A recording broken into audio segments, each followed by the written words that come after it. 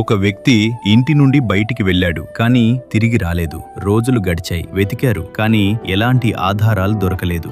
అప్పుడు రంగంలోకి దిగింది ఆంధ్రప్రదేశ్ పోలీస్ ఆధునిక టెక్నాలజీ FRS కెమెరా వ్యవస్థ.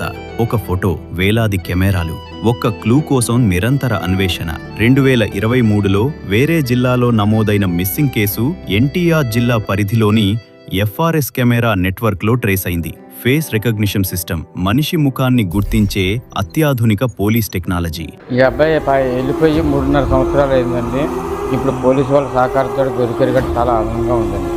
రాష్ట్ర వ్యాప్తంగా ఉన్న కెమెరాల విజువల్స్ ను పరిశీలిస్తూ ప్రతి కదలికను విశ్లేషిస్తూ చివరకు ఒక లీడ్ లభించింది.